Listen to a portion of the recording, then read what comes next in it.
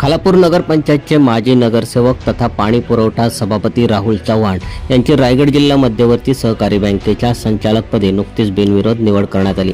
शेतकरी कामगार पक्षाचे विश्वासू कार्यकर्ते म्हणून त्यांची ओळख देखील आहे। भाई जयंत पाटील यांच्या उपस्थितीमध्ये अलिबाग येथे हा सोहळा पार पडला। राहुल चव्हाण यांची संचालकपदी निवड झाल्यामुळे त्यांच्या समर्थकांनी खालापूरमध्ये जल्लोष करून आनंद साजरा करत त्यांचे अभिनंदन केले आहे।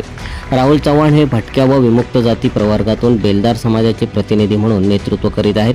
आपल्या यशाचे श्रेय चव्हाण यांनी खालापूरचे शेतकरी कामगार पक्षाचे नेते संतोष जंगम यांना दिले आणि आपल्यावर विश्वास ठेवून एवढी मोठी जिम्मेदारी दिल्याबद्दल त्यांचे आभारही व्यक्त केले आहे। सम्राट मराठी लाईव्हसाठी विशाल वाघमारेसह ब्युरो रिपोर्ट, खालापूर।